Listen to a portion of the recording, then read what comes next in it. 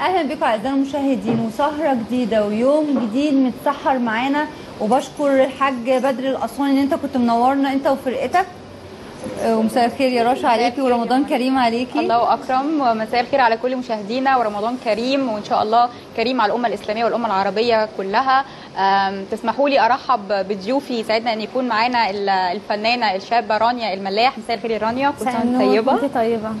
ومعانا الفنان الشاب كريم مأمون. مساء الخير يا كريم، كل سنه وانتم طيبين وانتم طيبين. عايزين كده في البدايه بقى نتكلم عن رمضان، وبالذات رانيا انا عارفه ان انت من سوريا، بس طبعا انا شور ان انت واخده الجنسيه المصريه دلوقتي بقالي فتره كبيره جدا في مصر. بس كلمينا عن الاختلاف بين سوريا وفي مصر في رمضان. هو تقريبا ما فيش اختلاف، يعني هم شبه بعض جدا، حتى الشعبين شبه بعض جدا، فما بحسش ان في اختلاف قوي يعني بين سوريا ومصر. لا طبعا موضوع الفوانيس وكده ده اختصاص مصر بس. يعني ايه ده، يعني مفيش فوانيس في سوريا؟ لا ما عندناش. يعني اخر مره حضرتي فيها رمضان في سوريا كان مثلا من كام سنه؟ لا كان من 3 سنين تقريبا. كان قريب قوي يعني. مش قريب قوي، 3 سنين. 3 سنين يعني بدايه الثورات يعني تقريبا من بدايه الثورات. اصلا بقالي اكتر من 3 سنين ما رحتش سوريا، دي كانت اخر مره. فبتحسي هنا ممكن يبقى جو رمضان عندنا بيبقى هو عموما في شغف برمضان اكتر في مصر، يعني اي حد بره مصر ما بيحسش بيه قوي كده. لا بس سوريا والله برضو نفس الموضوع، بس هي مصر ليها سحر معين في الموضوع ده. يعني زي ما قلت لك زينه رمضان، فوانيس، الحاجات تحسيها اكتر في سوريا برضو. يعني طبعا طبعا في سهر وفي كافيهات. طبعا نفس الخروجات، نفس الموضوع. طبعا هو يعني هو بالظبط تقريبا. والعائلات برضو بتتلم في اول يوم وبيفطروا مع بعض. ده في الوطن العربي عموما او كمسلمين عموما يعني دي تقاليد يعني موجوده في كل بلد اكيد يعني. طب كريم بقى قول لنا رمضان السنه دي بقى بالنسبه لك كده، مع جو جديد، رئيس جديد ان شاء الله في برلمان جديد، يعني نظره تفاؤليه ان شاء الله. يعني ان شاء الله. هو باختصار شديد بالنسبه لي هو يعتبر حقيقي وبشرة خير يعني كان عندي اهداف في حياتي، عندي خطه الحمد لله لقيتها بتتحقق. فالسنه دي ان شاء الله انا متفائل خير جدا. وطبعا شهر رمضان ده يعني حاجه احنا بنستناها طول السنه، يعني لان هو بيجمعنا الناس، حتى الواحد لو زعلان من حد بيبتدي ان هو يروح له يكلمه، تعيد عليه، فتحس ان هو حقيقي شهر مبارك. بتخلصي جدا في قرايه قران بقى، في الصلاه، حاجات كتيره جدا بتبقى مش فايتاكي في طول السنه او مشغوله، بس مع ضغط الحياه بتيجي تحس ان الوقت ده انك بتركزي كويس جدا، لان التركيز مع ربنا سبحانه وتعالى ده بيبقى احلى حاجه في الدنيا يعني. اكيد طبعا يعني اكيد. وهو ده بيتهيألي بيخليكم بقيه السنه ان انتوا تتشجعوا، ان انتوا لا خلاص ان انت اتعودت الشهر ده ان انت تصلي فيه، فخلاص اتعودت بقيه السنه ان انت تكمل بقى الصلوات بتاعتك. بتكملي طبعا في طبعا بتشوفي حاجات انت دايما مفتقداها يعني. يعني الحاجات اللي احنا اتعودنا عليها زمان، فبتنبسطي جدا لما بتلاقي الزينه بتبقى تتواجد في الشوارع تاني. تلاقي اللمه، يعني احنا طول السنه ما بنفطرش ما بنتغداش مع اهالينا يمكن يعني. بالظبط. وفي ناس ممكن كمان تكوني بقالك مثلا 3 4 سنين ما شفتهمش، تلاقي نفسك اتقابلنا في رمضان بقى نفطر مع بعض، نتسحر مع بعض. فبصراحه هو بنتجمع كلنا في شهر رمضان، فبالنسبه لنا بيبقى حاجه مهمه جدا يعني. تمام. طيب نتكلم بقى على الاعمال في رمضان، يعني مبروك على اكسلانس ليكوا انتوا الاثنين. عايزين وانت كمان ليك في العمل تاني في رمضان، العمليه ميسي. العمليه ميسي اوكي. ورانيا هو اكسلانس، هو الاكسلانس وطلع حلقه في الكبير قوي. اوكي، حلقه من ضيفه شرف. تمام. طب قولوا لي بقى على موضوع الاكسلانس بقى كده، الادوار، بس طبعا من غير حرق طبعا عشان لسه اكيد من غير حرق. بسيطه كده. ايه كريم دورك ايه؟ وكان ليكوا تعاون مع بعض ولا لا؟ كان في هو احنا لوكيشن واحد تقريبا يعني، في كمان بينا فنانه انتصار. انا دوري عامله شخصيه اسمها منيا شخصيه تصاعديه في المسلسل، يعني هتتغير كل شويه، هتتفاجئي في حاجات طول الوقت. بس عموما هي شخصيه شريره، شخصيه وصوليه. هي يعني هتعمل حاجات كتير قوي هتخضك يعني. ده بعيد تماما عن الادوار اللي انت قدمتيها قبل كده. ما بقى هو ده الجديد بقى، الشر. لا انت كنت دايما، حتى كان المخرجين بيخلوكي في نطاق واحد، اللي هو البنت الهاديه الاموره الجميله، لكن نطاق الشر ان انت كمان تصعدي الموضوع ده حاجه جديده عليكي خالص. جديده عليا، وحاجه مبسوطه بيها جدا طبعا، ومخوفاني طبعا في نفس الوقت. بس ليه بقى؟ عشان اول مره اعملها، فاللي هو ايه، رد فعل الجمهور عليه. قلقانه يعني، بس لا ان شاء الله تبقى كويسه يعني. لا ان شاء الله. طيب كريم بقى. انا شخصيتي في المسلسل، انا طبعا مع انتصار، انا مدير الكافيه بتاعها. طبعا انتصار من خلال الكافيه بتعمل حاجات كتيره جدا بتثير الاحداث في المسلسل. وطبعا رانيا الملاحي بالنسبه لي هي الفولتيه اللي هي كان في كده اتقال في وسط في بدايه المشاهد يعني. هي بتحاول ان احنا نقوم باستقطابها او بتجليدها بمعنى اصح. فالدور بالنسبه لي كويس جدا، لان طبعا ده اول ظهور ليا، وبشكر طبعا الاستاذ وائل عبد الله انه حط ثقه فيا يعني في المسلسل، ان انا اتواجد في عمل قوي لاحمد عز زي الاكسلانس يعني. طبعا هو دوري مش كبير قوي، بس هو مثير للاحداث، يعني يبقى في تغيرات من خلال الاحداث اللي هتحصل بالنسبه لشخصيه باهر. تمام. ان شاء الله يعني بتمنى من ربنا سبحانه وتعالى يبقى في قبول بالنسبه للجمهور يعني. طيب بالنسبه بقى يعني اكيد الادوار اختارتكم ولا انتوا اللي اختاريتوا الادوار؟ يعني اللفه جت ازاي على مسلسل اكسلانس؟ انت بتقول اول مره مثلا، انت مين؟ لا انا ما فيش، انا كان العمل اول ما بدا كان بيبقى بيتعمل كاستنج للشخصيات يعني، وكنت مقدم زي الناس الممثلين كتير، فتم اختياري لشخصيه باهر يعني، وعملت عليها كاستنج والحمد لله ان تم القبول ليها. بس وبعد كده ابتديت بقى ان انا ادرس الشخصيه، اذاكرها كويس جدا، حتى من الستايلست محمد الخولي كان بيساعدني برضه في اللبس. انا اهتميت جدا بالاكسسوارز، ان انا احاول اخلي الشخصيه مختلفه جدا، كاركتر مختلف. اما جيت حتى اذاكر في الورق يعني، فكنت في تيمه كنت نفسي اقولها جديده يعني، فذاكرتها مع مروه جبريل، دي يمكن مشهوره جدا واخد عندها ورشه تمثيل. فكنت عايز اقول كلمه تبقى تيمه لاي بنت تبقى حلوه يعني. فطبعا رانيا الملاح طبعا هي اموره جدا. الكلمه طلعت لوحدها. لا خالص، انا بشكر والله الاستاذ ايمن سلامه طبعا، الكاتب الكبير حقيقي، والاستاذ وائل عبد الله انه اتاح لي الفرصه ان انا اغير في السكريبت نفسه. طبعا المفروض اول مشهد انا بشوف في الحلقه الثانيه بشوف رانيا، هي بتشوف رانيا الملاح، فبالتالي انتصار عايزه تعرف هي مين، فما بتسالني عليها مين دي، فانا غيرنا في الكلام في الحته دي اللي هي تبقى فولتيه، فبقول لها الفولتيه دي. فطبعا اشرح لهم طب فولتيه دي يعني ايه؟ فولتيه فولتج كده، بصي انا كهرباء حاجه قويه كده. صدفه كان في مره واقف في الشارع يعني، فلقيت واحد كده، واحده معديه في واحد بيعكسها يعني، فانا استغربت هو بيعكسها، فبقول لها ايه الكابل ده؟ فانا بصيت كلمه كابل كده، فخدت كلمه الكابل دي تقيله جدا، فقعدت مع مروه جديد، انا عايز اقول حاجه تبقى مختلفه، هي مش موجوده في السكريبت خالص يعني، مش كامله اكيد. قلت تخليها حاجه مودرن اكتر يعني اكسلانس يعني، حاجه تبقى ستايل يعني. فقلنا فولت تبقى فولتيه. والحمد لله يمكن المشهد اللي هو في الحلقه الثانيه لقيت قبول جدا، وانبسطت جدا على الفيسبوك وعلى تويتر. انا بعد كده وده بعد كده يا كريم لا انا حاجه كريم فولتيه خلاص، كريم فولتيه من اكتر حاجه يعني بالنسبه لي كان موقف كوميدي، انا انبسطت جدا ان انا يعني ماشي يعني نازل من البيت، انا ساكن في منطقه معينه هنا كومباوند يعني، فحد شافني يعني فقال لك بتاع الفولتيه اهو، فانبسطت يعني، قلت التيمه ابتدت ان هي تسمع، ولسه في مشاهد ثانيه كمان هيبقى فيها نفس الكلمه. بس دي حركه ذكاء منك، كويس ان انت، هو ده بقى الممثل الصح، ان هو يحب ان هو يعمل دور بيبقى اتعمل كتير جدا، بس بشكله هو، بطريقته هو، باختلافه هو، بادائه اللي بيفرضه عليه، هو ده اللي بجد اللي بيختلف من ممثل لممثل. وانت عملت ادوار قبل كده كتير، كلمنا عن الادوار اللي عملتها قبل كده. هو الحقيقه انا خدت بس الورشه بتاعت مروه جبريل، واول عمل ليك بس انا يعني مذاكر كويس ان يعني في اي عمل في الدنيا لو في اخلاص وبتذاكريه كويس جدا وبتشوفي ابعاده وده عندك رؤيه دايما هتنجحي فيه، غير ان انت بتعملي حاجه تقليديه يعني من اجل العمل بس. والحمد لله ان الاستاذ وائل عبد الله حتى ساعدني في ان انا يساعدني على الفيجن او الفكر اللي انا حاطه، ان انا اطبقه على الورق يعني، ان انا اغير. فشخصيه باهر كانت هي صغيره جدا، بس انا مهمه بالنسبه لي جدا ان انا الناس تقدر تشوفني بسرعه. فلما دايما بتخلي اي واحد بيحط تيمه لنفسه او كلمه مميزه، دايما الناس هتفتكره غير لما يبقى تقليدي. فعشان كده كنت مذاكر كويس، ورانيا ساعدتني على ده، ان انا اقدر اقول فولتيه يعني. قبلت يعني زي حد كان يعملها بصراحه لا هو يقولها يعني. طيب رانيا، العمل ده بقى برضو جالك ازاي؟ يعني الدور ده اتقدم لك ازاي؟ والله انا اللي رشحني للدور استاذ وائل عبد الله والكاتب ايمن سلامه، عشان اشتغلت مع الاثنين قبل كده، كان السنه اللي فاتت في حكايه حياه مع ايمن سلامه. وقبليها بكذا سنه يعني كان من اول حاجات اللي اشتغلتها كان برضو مع شركه اوسكار. وائل عبد الله كان مسجون ترانزيت برضو مع احمد عز.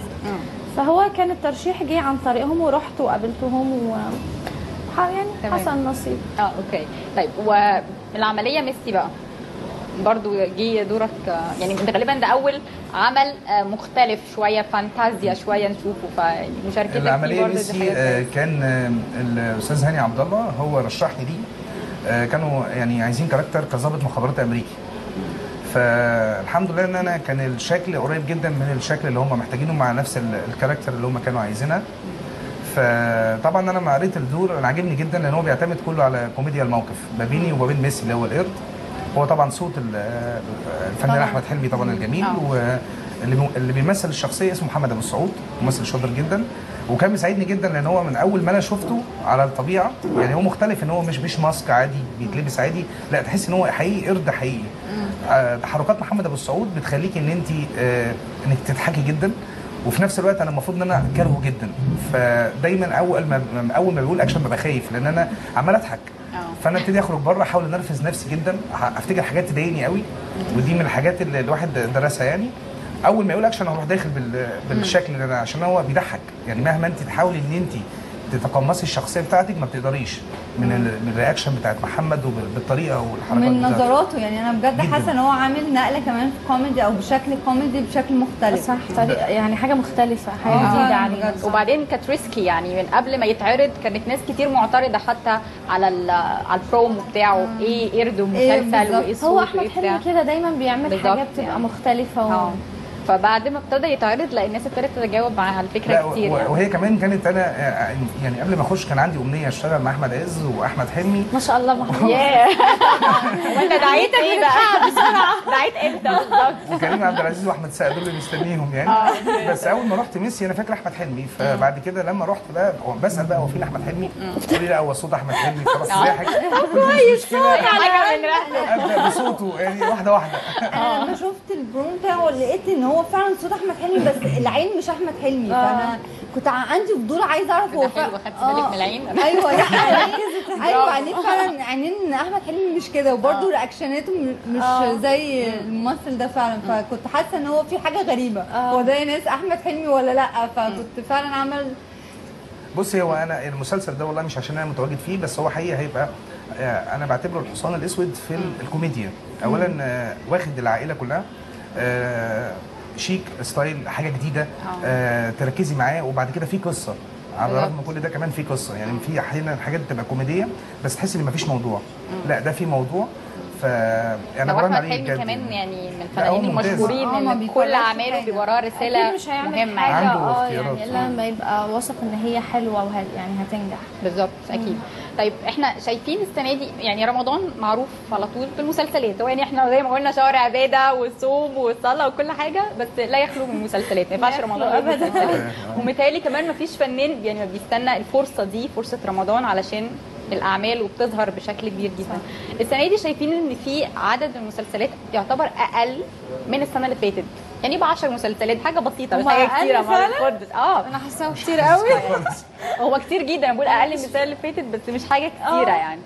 فكره المسلسلات المحصوره في رمضان انتوا شايفينها يعني انتوا جيتوا حظ كويس ان انتوا مع فنان مثلا كبير اسم، فالناس هتروح على الاسماء على طول، غير الاعمال مثلا بيبقى فيها مجموعه شباب بس. لا انا شايفه ان الموضوع ده، لا انا شايفه ان هو بيظلم مسلسلات كتير، ولسه كنا انا وكريم حتى بنتكلم في الموضوع ده. مسلسلات كتير قوي ما بتاخدش حقها، مسلسلات كتير قوي بتبقى حلوه. يعني انا واحده من الناس بس قعدت اتفرجت حلقه كله حلو، طب هشوف ايه؟ ايه ولا ايه؟ عارفه مفيش وقت، عمرك ما هتعرفي. سبتهم بقى. في الاخر بتوصلي لمرحله ان انت مش عارفه تتابعي حاجه. لا ومن كتر الاعلان برضو خلاص زهقتي، انا بنسى. ما بالك بقى احنا طول السنه قاعدين مفيش مسلسل، يعني طب ليه؟ لا بس رجع الموضوع بلس مفيش شغل. يعني احنا بيجوا قبل السيزون الشغل كله فجاه بتلاقي نفسك بعد كده انت قاعده. طب ليه ما نقسم الموضوع وبيبقى احسن كشغل زي ما قلتي، بيبقى نشتغل براحتنا. يعني احنا لغايه دلوقتي بنصور في المسلسل، هنصور لاخر رمضان. انت لسه ما خلصتيش؟ لا لسه ما خلصناش. فاللي هو ايه يعني لو هيبقى بعد رمضان يبقى في سيزون هيبقى حاجه حلوه قوي يعني. والناس ترجع بقى يعني يبقى في شغل وتشوفوا احسن بشكل احسن. رمضان انت مش عارفه تشوفي حاجه بصراحه يعني، ما اعرفش، انا شايفه لا كده. بس في اعمال دلوقتي ابتدت تخرج من نطاق رمضان شويه وبقت تظهر، يعني في كذا عمل كان قبل رمضان في وخصوصا الاعمال اللي هي ال 60 حلقه او اللي هي واللي الطويلة. 180 صح. في كان مسلسل 180 كتير قوي بصراحه يعني. هو 120 لما 120 وصل المسلسل ال 120 لا في عندنا دلوقتي كان 180 انهيار يعني. فكره التصوير دي برضو ليها ناسها، ليها ناس. هو عشان التركي واللي هو احنا ولا حتى التركي كمان يستاهل الحلقات دي كلها. انا ما اقدرش. المسلسلات الامريكي هي بس صح. اللي هي السيزون، هم دول اللي بيقدروا يبقى فيه تشويق في كل الحلقات، يعني قليل قوي لما تلاقي حلقه. مظبوط. لازم يبقى العمل قوي جدا عشان تقدري تتابعيه 60 و100 حلقه يعني. طبعا. انت متخيله كم الاحداث اللي لازم تبقى شداكي طول الوقت، فده صعب يعني. تمام. مش التطوير وخلاص. كريم بقى. هو انا مع رانيا برضه في نفس الفكره. احنا عندنا مشكله دايما ان احنا كلنا تقريبا بنفكر باتجاه واحد، يعني حتى لما تيجي انا لسه كنت بقول لها الناس بقت تقول ان يوم السبت ده الناس كلها بتنزل الجمعه فاحنا ننزل السبت، فاصبح ان السبت كله زحمه جدا والجمعه هو اللي فاضي. الجمعه هو اللي فاضي. فكلنا متجمعين في رمضان. يعني انت مشكله حتى لما انت بتتابعي مسلسل الاعلانات، اول ما بيجي الاعلان انت اوتوماتيك بتلاقي نفسك بتقلبي على قناه ثانيه عشان تشوفي ايه، تلاقي مسلسل كويس فتنسي المسلسل الثاني. كان على بالظبط. لو نفتكر زمان كده كانت دايما تلاقي مثلا ليالي الحلميه رفض مسلسل، يعني هو مسلسل او 2 أو 3 بس، وبعد كده ونيلي وشريهان وحاجات بسيطه جدا، وتلاقي نفسك بتدي مساحه ممكن لا والاعلانات كنت بتشوفها يعني من الاعلانات كنا بيبقى في موضوع فيها برضو، في ستوري فيها، فكنت بتشوف الاعلانات وتتفرج عليها. دلوقتي متهيألي ما فيش حد قاعد بيركز في اعلان، يعني استمتاع بالمشاهده يعني. ما كل حاجه اتغيرت، ما هو يعني كل حاجه اتغيرت يعني. زمان كان في عندنا قناه وقناتين كنا بنتفرج عليهم ما فيش غيرهم، دلوقتي عندك دش كامل كم انت مش ملاحقه. اعلانات، مسلسلات، كل حاجه بقت مضاعفه وبقت سريعه اكتر، فانت بسرعه انا من حلقه لحلقه لدرجه ان انا والله انا بنام بقيت بحلم بالمسلسلات، مش مصدقه نفسي بصراحه خالص. والله النهارده صحيت لقيت نفسي بحلم بالشخصيات وبالناس اللي في التلفزيون. ما هو لو ما بتنامي اخر حاجه بتشوفيها قبل ما تنامي هي دي اللي بتبقى في الذاكره، فهي بتشتغل على طول. وبتفرج على المسلسل بتوه هو ده انهي واحد، عارفه وصلت للمرحله دي. ايه اللي بتفتقدوه في رمضان بالنسبه للمسلسلات وشكل رمضان؟ احنا كنا زمان بنشوف فوازير، الف ليله وليله، ما بقالنا سنين ما بنشوفش الكلام ده. مفتقدين الموضوع ده في رمضان ولا لا؟ المسلسلات الدينيه كان بيبقى في كام مسلسلات دينيه كتيره جدا في رمضان، السنه دي ما فيش غير كام عمل، 3 أو 2 بالكتير قوي. هو انا شخصيا يعني حقيقي مفتقد الاعمال التاريخيه، لا الدينيه. يعني بحس برضو ان احنا لازم يبقى يعني يبقى عندنا فكر تاني شويه، لان هو شهر اصلا بيعتمد اكتر على الميول انك بتعوضي الحاجات اللي في السنه كلها تايه مني. الاعمال الدينيه دي بتضيف ليا تاريخ، بعرف اكتر، بفهم اكتر، فشايف ان احنا عندنا قليل في الموضوع ده كويس. يمكن في بس خطوات الشيطان حتى الفكره كانت كويسه، فابتدت ان هي تدي يعني بتسمع جدا. يعني بالظبط. فاحنا ممكن نعمل حاجات زي كده مختلفه، قصص دينيه مختلفه، في زي قصص النساء في القران، قصص الحيوان دي كانت حلوه قوي، حلوه قوي يعني. حتى لو انت حتى عايزه بحبها قوي. فكره الاخلاق لما بنلاقي في مشاكل بتقابلنا في دلوقتي بينا في تصرفاتنا يعني، طبعا لما بتعملي حاجات دينيه بتساعد على ده، لان طبعا الواحد دايما بيتاثر بالحاجه اللي بيتفرج عليها، بس تتعمل بطريقه اللي هو يعني زي مثلا خطوات الشيطان زي الحاجات دي، يعني حاجات توجهك بطريقه تحببك بالموضوع، مش حاجات عارفه ترجع عليك مش يعني تبقى تحببك. يعني خطوات الشيطان ده كلنا بنحبه مثلا، اوردرز يعني ايوه او اوامر، هو ده قصدي يعني حاجات بطريقه سلسه كده توصل لك، خصوصا عقول الشباب والجيل دلوقتي يعني بقى الواحد عارفه عايز اسلوب عشان تعرفي توصلي لدماغه يعني. لما هتدي له اوردر هتلاقي لا مش بيسمع خالص يعني. وحتى لما بنشوف يعني قصص دينيه مثلا عن انبياء ورسل لما بتتعمل بشكل بنشوفها كان ايراني وتبع بلاد تاني كان عليها نسبه مشاهده برضو عاليه جدا. فاحنا الاعمال دي لا بتشد الناس، مش معناها ان هي مش زي قصه سيدنا يوسف بالظبط. كانت السنه اللي فاتت والسيده مريم، يعني بجد كذا عمل بالظبط كانت من الاعمال اللي هي بتشد الناس كتير. يا ريت هي يمكن ده محتاج من ناحيه وجهه نظر منتجين يعني برودكشن، محتاجين ميزانيه. احنا معناش فلوس نعمل انتاج عمل ضخم زي ده، لان طبعا هيبقى فيه جزء تاريخي مش قوي مش قوي والله. في اعمال قوي معموله السنه دي يعني، في اعمال معموله يعني بقول للمنتجين الجيل اللي بيقولوا كده. طب لا الاعمال لا اللي احنا بنشوفها لا بس لا، هو والنجوم القصه الكبار اللي بياخدوا المبالغ، ما هو انت برضه في كذا نجم بيبقى متكرر في رمضان، ما هو النجم ده بياخد وهو اللي بيبيع المسلسل باسم، دي حقيقة. فهو اللي بياخد تكلفه على العاليه كبيره جدا، فما يقولوش ان مفيش بادجت. لا، في موجود. budget. لا لا في في، بس هو budget. بيبقى عنده المنتج دايما مشكلته ان هو بيتحط في الاطار هو عنده منتج لازم يتاجر بيه، بيشوف الناس Commercial يعني. فبيبقى خايف ان هو يعمل حاجه زي كده ما تتباعش. فاهمه؟ هي بترجع بقى عايزه تعاون ما بين النجوم عامه، ان هم يبقوا عندهم ان هم استعداد ان يعملوا حاجه، حتى ممكن يتنازل في الاجر بتاعه مش بالقوه قوي، عشان خاطر ان هو يعمل حاجه كويسه. لان الواحد دي بتبقى حقيقي بتبقى بتضيف لك. الواحد لما بيتغير من اخلاقه وبيبتدي يقلدك في تصرفات كتيره، ده بيديلك حاجات اكبر كتيره من الفلوس يعني نفسها، فاهم؟ فدي عايزه بس نبقى عليها سبوت شويه. يعني مسلسل عمر مثلا شفناه السنه اللي فاتت كان عامل الضجه الكبيره دي، احنا نقدر كمصريين يعني طبعا. منتجين نقدر نعمل انا عمل زي فاكر ده احمد السقا مثلا. كان مره بيتكلم انه كان عايز يعمل حاجه زي كده، كان عايز يعمل فيلم تاريخي كده. احنا عندنا الامكانيات اللي ممكن تعمل عمل فيه طبعا.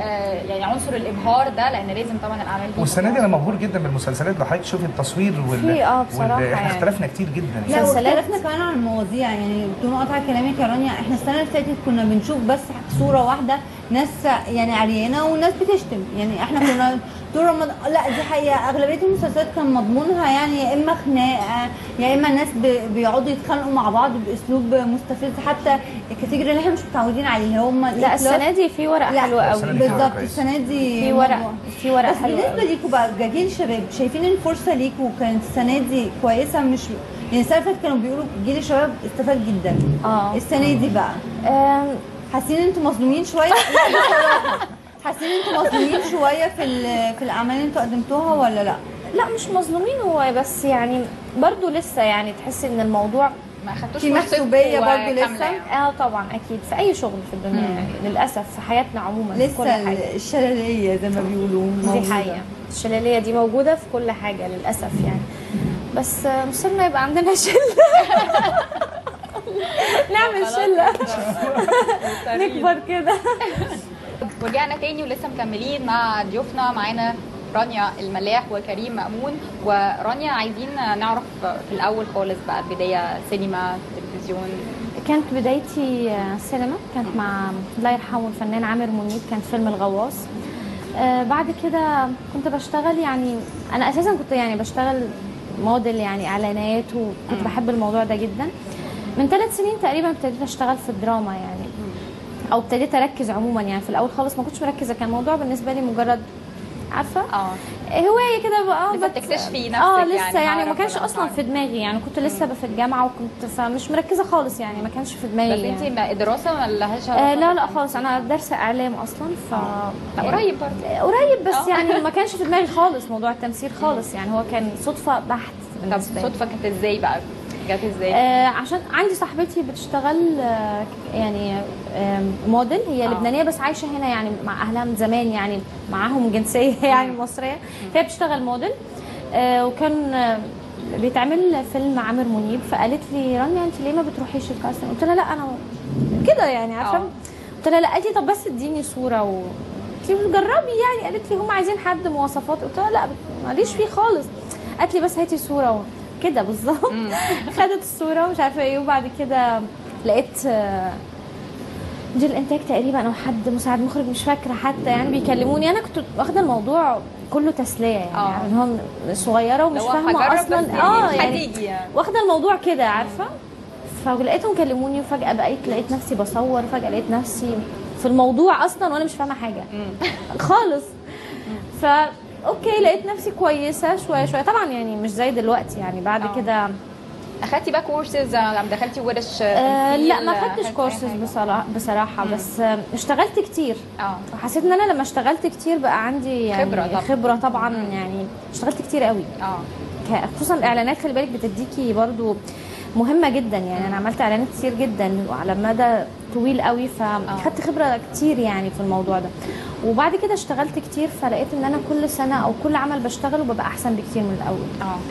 بس ولسه مكمله طبعا في ستايل الموديل، يعني لسه اعلانات برضه؟ ما بقاش زي الاول، يعني انا ما بقتش زي الاول مهتمه بموضوع الاعلانات قوي، بس لما بتجيلي حاجه حلوه بعملها او ما عنديش مشكله، يعني مش حاطه في دماغي ان انا لا دلوقتي بمثل فلازم ابطل، لا ما بفكرش كده خالص، يعني بعمل اللي بحبه يعني، او دي حاجه بحبها فبشتغلها وخلاص. وانا عموما بحب الكاميرا، بحب التصوير، بحب يعني بستمتع جو اللوكيشن. فببقى مستمتعه، فلو حاجه حلوه بعملها، ما عنديش مشكله. تمام. كريم طبعا انت لسه السينما ما اتعرضتش لا، عليك، في يعني دي فيلم حاجه already فيلم تشتغل فيه دلوقتي يعني. مع احمد حلمي، صنع في صنع مصر. في مصر. لا انت منشن.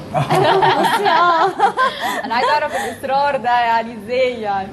بصي هو ما اعرفش، بس جات لك برضه لوحدها ولا انت اكيد انت طبعا على فكره هو الموضوع. التمثيل مش بعيد عن شغلي اصلا. انا بشتغل مدير مبيعات يمكن اكبر مجموعه في الشرق الاوسط في مجال العقارات يعني. مجال البيع عامه او السيلز هو نفس التمثيل، يعني بتلبسي شخصيه وانت بتبيعي. فبالتالي الموضوع ما اختلفش بالنسبه لي. الحاجه الثانيه انا برضو يمكن زي ما رانيا كانت بتتكلم، انا كنت بحب التصوير جدا، يعني انا بتصور كل دقيقتين، بحب التصوير بزياده يعني. كل شويه سيلفي بقى كل شويه صوره. على الفيسبوك عامل مشكله. فالصور بالنسبه لي يعني بالنسبه لي هي شخصيه، يعني حتى دايما الصوره بالنسبه لي شخصيه معينه بتعبر عن اللي جوايا او الموقف اللي انا فيه يعني. فكان نفسي اخش المجال بس ما الاقي الوقت المناسب. ابتديت بقى ان انا اركز، فاضطريت ان انا ادرس خدت ورشه مروه جبريل يعني.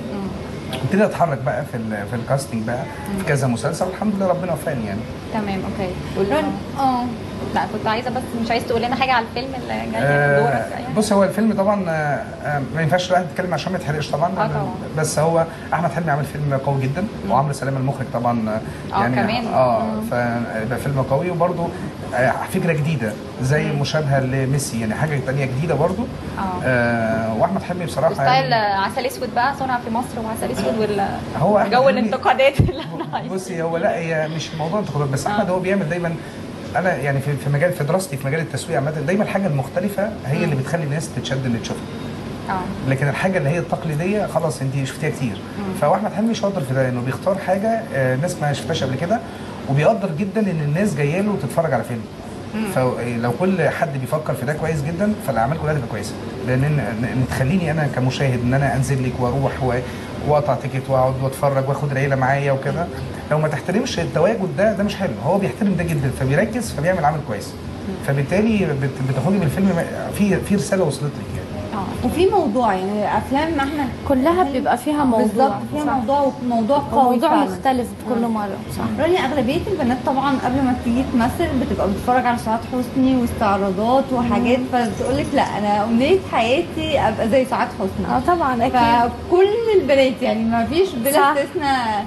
انت كنت بتفكري في كده؟ بتفكري ان انت كمان فيما بعد تعملي حاجه استعراضيه، ولا ده بعيد تماما عن شخصيتك؟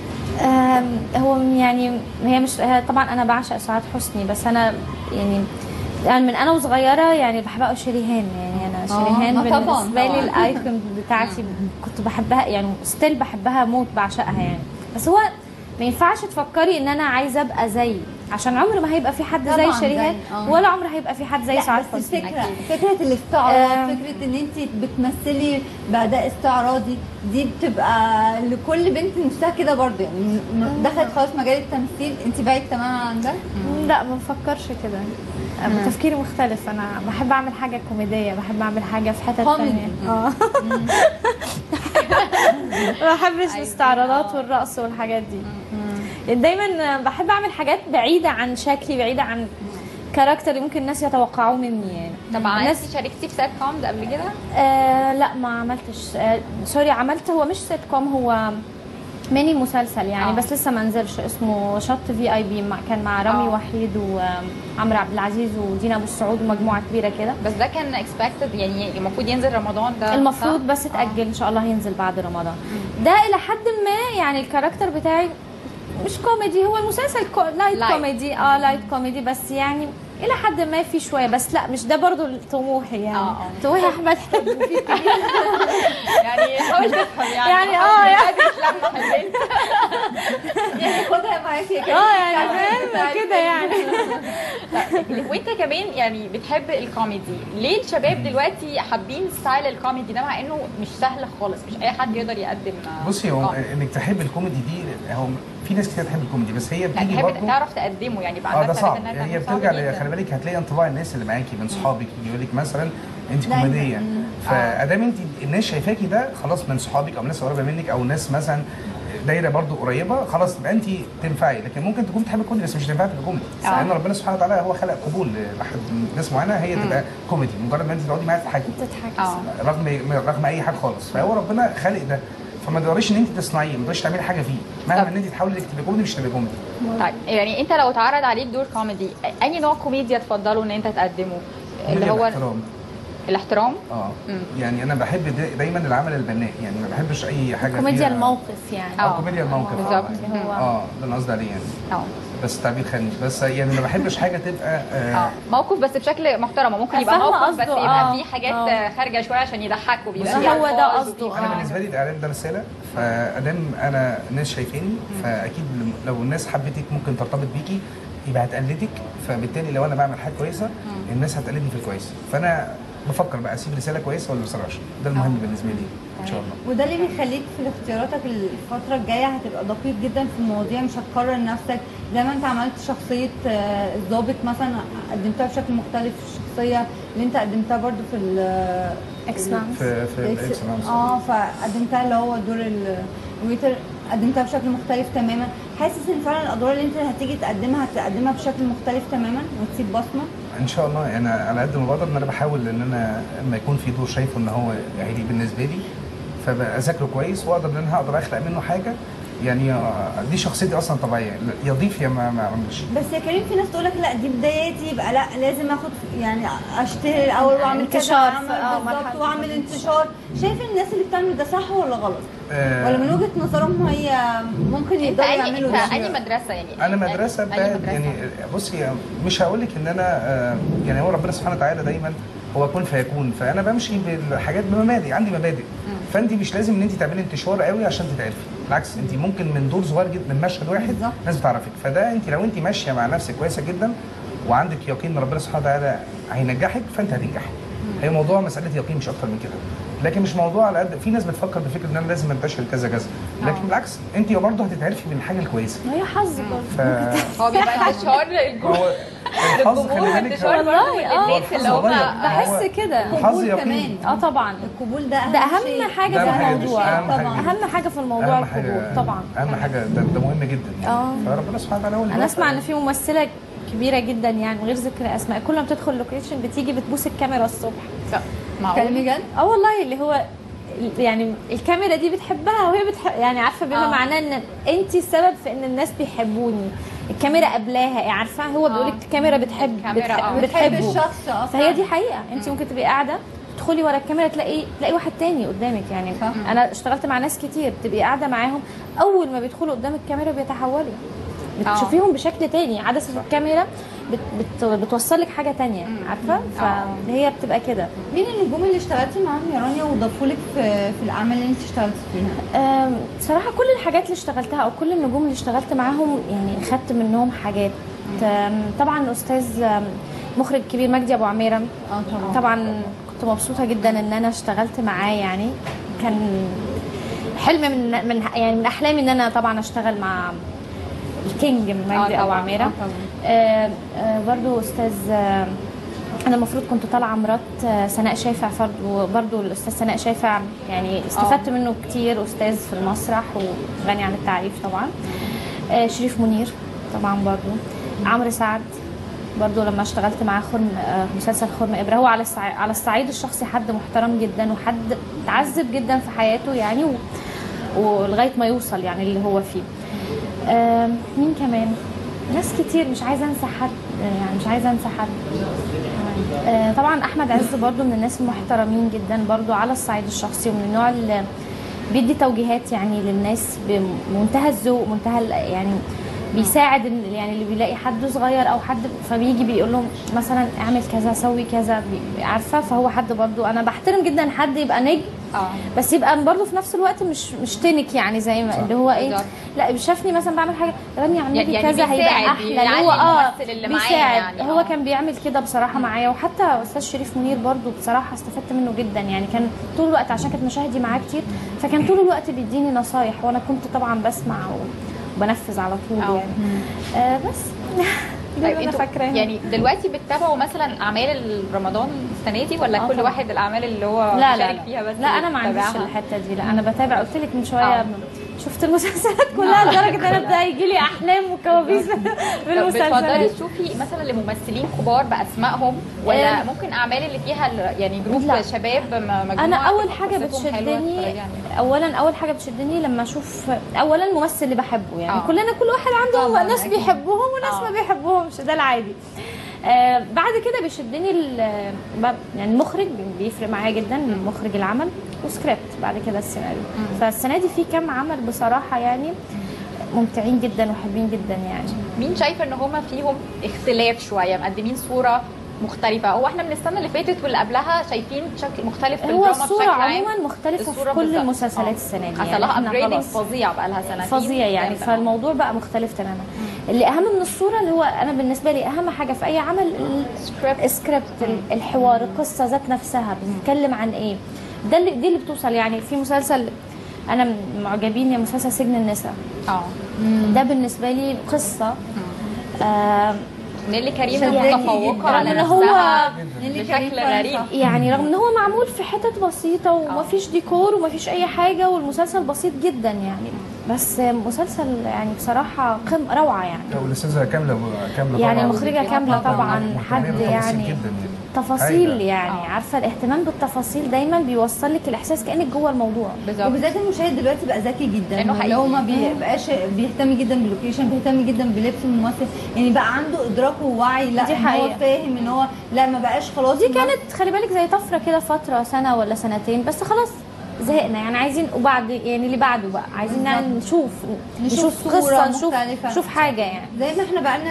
سنتين السينما يعني شكل السينما شايفينها في الفيديو، فهو دوت اللي شايفينه. حتى شكل السينما الفتره الجايه برضو هيبقى مختلف. هنطلع بقى من حته الحاره، من حته البلطجيه، من حته المفروض يعني. والسنه دي برضو يعني ابن حلال كان عامله محمد رمضان لا بجد يعني خارج شويه، خارج بقى دخل في النطاق اللي هو الولد الصعيدي الجدع اللي جاي القاهره، لازم يخرج من الحته دي، لازم هو الممثل بجد طبعا. ده بشكره جدا، هو مقدم الدور بشكل حلو والمسلسل حلو، المخرج ابراهيم فخر طبعا اشتغلت معاه انا في خرم ابره، حد محترم جدا، مخرج جميل جدا. بيفرق معاك رانيا انت وكريم المخرج يعني؟ كريم كان بيقول المخرج سيبه يعني يدي المساحه بتاعته ومساحته ان هو يفرض الشخصيه اللي هو عايزها عشان يدي احسن، ده بيديكي مساحه برضو ان انت اكيد طبعا. المخرج هو اساس اي عمل انت بتشتغليه، المخرج. بس في مخرجين صعبين يقولوا ما هو ده انت هو بقى انا عايزك مش كده. موضوع يديكي مساحه ولا لا، هو موضوع يبقى انسان متفاهم ويبقى انسان مريح ويبقى حد شاطر ويوجهك صح. طالما انت في حد موجهك صح انت هتعرفي تعملي صح. لو المخرج سايب الموضوع حتى لو كنت ممثله ايه، وده يعني معلش يعني يبين لك كذا ممثل مثلا نيلي كريم، درة، ناس كتير قوي كل ما بيعملوا شغل مع ناس مع مخرجين تقال بتلاقي بيطلع منهم تمثيل ما كانش قبل كده يعني بالزبط. فده بيبين ان المخرج اساسي ومهم في اي عمل، انا بشوف كده يعني. في برضو يعني من السنه اللي فاتت شايفين النقد ده ولسه مستمر السنه دي، فكره الاكستريمست كده في المشاهد يعني، بنشوف حاجه A كلاس او بياند A بلس كلاس واما بيلو زيرو. الوسط ده المودريت، الطبقه المتوسطه دي ما بقتش موجوده، ما بقناش نشوفها. هي اختفت عموما ولا في السينما ولا في الحقيقه. بالظبط لا في الحقيقه اصلا هي اختفت اصلا تقريبا، فما بقتش موجوده. لا يعني هو يعني لا موجوده والله يعني عارفه، بس هي ما بقتش زي ما بقيناش نشوفها. ففي ناس كتير شايفه يعني بتنقد الموضوع ده، شايفه ان هو لا يعني دول ما بيمثلوناش ودول ما بيمثلوناش، دي حاجه تمثلنا. بصي هو اي دوله عشان يبقى فيها تقدم دايما لازم الطبقه المتوسطه يبقى فيها تكبر. يعني طول ما الطبقه المتوسطه اكبر طول ما البلد بيبقى فيها نهضه عامه. بالظبط. دي برضه المشكله، ان انت النهارده لما بتيجي تمثلي في حاجات بتعملوها مش موجوده اصلا، هي اوفر. حتى في البلطجه اوفر مش موجود. فانت النهارده مش قادره تجيبي الناس اللي بتتعاطف مع الواحد اللي هو منه بجد بيعبر عنه حقيقي. فده مهم جدا ان احنا نركز برضه في الفتره اللي جايه في الورق دايما، هي مشكلته الورق. وما بقاش الموضوع يبقى مكسب مادي يعني، فاهمه؟ هي مشكله تبقى شوينج بس، ان انت تتفرجي على حاجه كذا كذا، بقى موضوع تجاره. والديكورات لكن لو اتعملتي حاجه كويسه وحاجه حقيقيه خلاص، انت بتخلي الناس تمشي في الاطار بتاعك، او بتشوف حد بيعبر منك بحقيقه مش بوهم يعني. بس طب شايفين ايه المواضيع اللي ممكن تتقدم السنين الجايه؟ المواضيع الانسانيه، المواضيع الاجتماعيه، ايه شكل الموضوع اللي المفروض يتفرض نفسه في الفترات الجايه؟ انا كاتب حاجه بصراحه. انت اللي كاتبها؟ انت كمان بتكتب يا كريم؟ لا يعني كده بس رساله بقى يعني، اتمنى تبقى مع احمد السقا يعني. يا فيك ايه؟ انا من زمان نفسي اعمل حاجه ابقى انا واحمد السقا اخوات في فيلم يعني. اخوات طبعا ده احلام يعني. بس سيره العربيات، انا عربيتي اتسرقت مره يعني، ظبط مسلح في سيره العربيات يعني. لا ده من فتره يعني. عاجبني القصه جدا، فكتبت اللي حصل لي ده، وابتديت اشوف الشخصيه. انا عرفت الشخصيه اللي سرقت العربيه، عرفت المكان، عرفت كل حاجه، وابتديت بقى اشوف على اليوتيوب الحاجات، الطريقه الكوميديه بتاعت سرقه العربيات. فكتبت الفيلم من خلال فكره سرقه العربيات. حتى دي هتبقى حاجه ملموسه، الناس شايفاها، ويبقى في توعيه بشكل تاني بقى يعني، توعيه للمواطن بس بشكل فيلم. فبالتالي ده هتبقى قصه حلوه يعني بس برضه اكشن محتاجين. انا شايفه ان احنا محتاجين حاجه حاجه اجتماعيه، حاجه رومانسيه يعني. نفسي انا آه. حلمي يبقى في حاجه رومانسيه، فيلم بالظبط. رومانس. مفتقدين للكلام ده بجد. رومانسية. مفيش في السينما يا لا جماعه، مفيش مفيش ولا الكلام في ده الاغاني اصلا من سنين من سنين من حتى سنين. فعلا مفيش زي ما فيلم بتقولي، مع رومانسي. ان الاغاني نفسها بقت مفروض فيها يعني شراسه شويه، بقت مفيش صعبة شجن شويه ده. يعني. الشجن ده بجد مش مفتقدين ده جدا والله يعني. المفروض يبقى فيه. احنا يعني احنا دايما اللي بنتمناه في الفتره الجايه نشوف الشجن، نشوف الحب، نشوف يعني أي الناس حاجة دلوقتي. بصي انا مع السقا في الاكشن، شوف انت.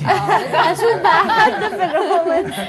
لازم يبقى في ده وده يعني، لازم يبقوا الاثنين مع بعض. طبعاً. وممكن في الاكشن على فكره بيبقى فيه يعني رومانس أحلى حاجة. ودراما رومانس يعني، على احلى أكشن. حاجه. اكيد احلى حاجه طبعا. بشكركم ان انتوا كنتوا معانا في السحر ميرسي، معانا ميرسي بجد، حبيبتي. نورتونا، ورمضان كريم رمضان عليكم كريم وعلى الاسره عليكم. كلها، اسرتكم يعني. بجد وبشكركم جدا، ومتابعين اكسلانس طبعا من الاعمال المميزه جدا فعلا طبعاً. في رمضان. فنتمنى لكم ان شاء الله التوفيق، ويعني تكونوا معانا بقى بعد رمضان ان بقى شاء نشوف الله ان التقييم. شاء الله. نعم. وميسي. وميسي طبعا. والله انا شفت منه حلقات مش محتاجه شفت بس يعني المتابعه يعني مش قويه قوي، بس اوعدك ان انا هتابعه ان شاء الله على اليوتيوب. عشان مواعيده. بشكركم جدا وهنسمع طبعا الحاج بدر الاسواني. بشكرك يا حاج بدر، بنشكرك جدا ان انت كنت معانا النهارده، بيهم وهتسحرنا النهارده حاج بدر. حلقه جميله والله. ربنا ربنا يخليك. يخليك. واكيد بشكر مشاهدينا، اقول لكم اسيبكم مع المسحرات، تصبحوا على الف خير.